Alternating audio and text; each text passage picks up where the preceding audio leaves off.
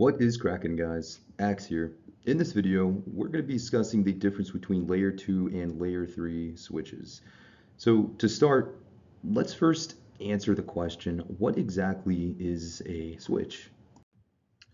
A switch is a device with multiple ports that accepts Ethernet connections from other network devices. Its main purpose is to form a network, enabling devices to communicate and share data. The term layer refers to the levels in the OSI model. The OSI stands for Open Systems Interconnection, for those that do not know what that means. This model was developed as a standard to describe how software in one device sends information across the network to reach software in another device. It breaks down data communication into 7 layers, each controlling the data transfer between layers. Now, a layer 2 switch operates at layer 2 of the OSI model, known as the data link layer. This layer handles MAC addresses, and a layer 2 switch uses these addresses to decide where to send data. When a device connects to a layer 2 switch, the switch learns its MAC address and stores it in a table.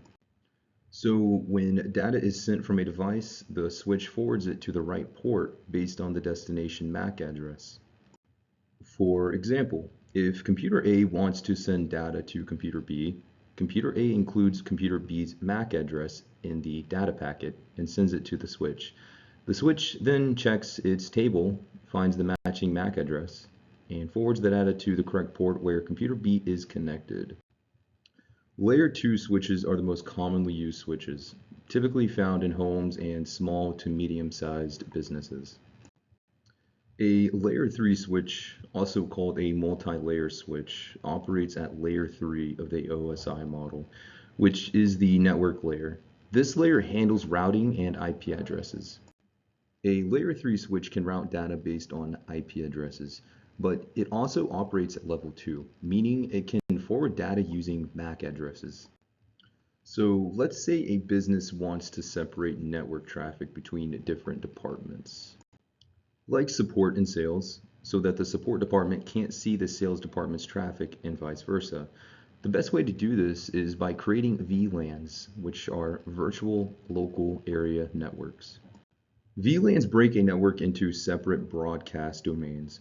For example, we could configure a VLAN for the support department with a certain IP address range, and another for the sales department with a different IP range. This ensures that devices within each VLAN cannot communicate with devices in the other VLAN. But what if the network admin wants to allow communication between the VLANs? Since each VLAN has its own IP range, you'll need a layer 3 device to route traffic between them. Now, a router can do this, but a layer 3 switch is a simpler and more efficient solution. A layer 3 switch enables inter-VLAN routing by creating switch virtual interfaces, or SVIs. These virtual interfaces allow data to be routed between VLANs by serving as the default gateway for each VLAN. For example, when computer A on VLAN 10 wants to communicate with computer D on VLAN 20, it sends the data to the SVI of VLAN 10. The layer 3 switch checks its routing table. It then forwards the data to the appropriate SVI and then on to computer D. Now, while there are other devices that operate at layer 3, such as routers, layer 3 switches combine the functions of both a router and a switch. However, a layer 3 switch doesn't offer the full range of routing capabilities that a router does.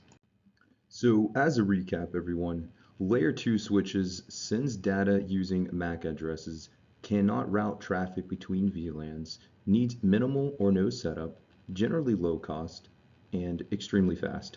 While layer 3 switches routes data using IP addresses and forwards data using MAC addresses, can route traffic between VLANs, needs a more detailed configuration, much more expensive, and slower.